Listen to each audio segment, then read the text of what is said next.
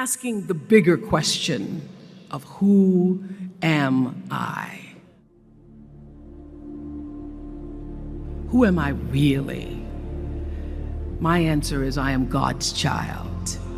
I am that which is born of all that is. I am, as Pierre de Chardin said, a spiritual being having a human experience, come trailing the breath of the ancestors yet, but trailing the breath of the angels, and understanding that because I am connected to the source of all that is possible for me. And what do I want? I don't want to just be successful in the world. I don't want to just make a mark or have a legacy. The answer to that question for me is I want to fulfill the highest, truest expression of myself as a human being. I want to fulfill the promise that the Creator dreamed when He dreamed the cells that made up me. What do I want? You must have some kind of vision for your life. Even if you don't know the plan, you have to have a direction in which you choose to go. I never was the kind of woman who liked to get in a car and just go for a ride. You want to be in the driver's seat of your own life, because if you're not, life will drive you. Knowing who you really are in this space and time that we embody. That's number one. What do you want? Who are you? Number two, you must find a way to serve. Martin Luther King said that not everybody can be famous, but everybody can be great, because greatness is determined by service.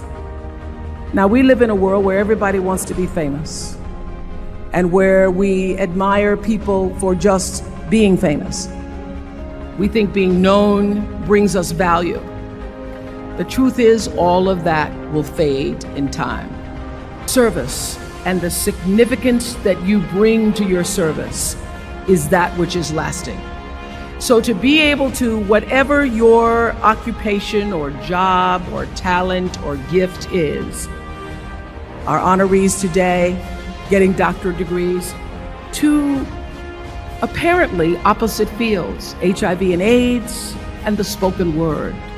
But what they have in common is service, using the spoken word in service to community and the world, using your knowledge and information about HIV and AIDS and medicine in service to the world. And if you look at all the most successful people in the world, whether they know it or not, they have that paradigm of service. Service through medicine, service through art. Using whatever it is you produce, your product, as a way of giving back to the world.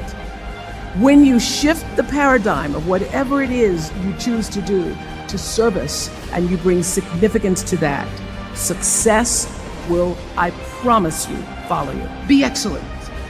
Let excellence be your brand. Everybody talks about building a brand. I never even knew what that was. When people say, you're a brand, I would say, no, I'm just Oprah.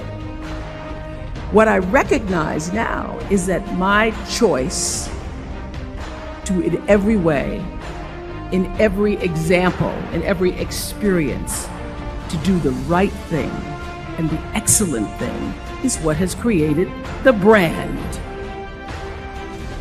Years ago, I did an ad for Revlon for an ad they were doing called Unforgettable Women. And what I know is that when you are excellent, you become unforgettable. People remember you, you stand out.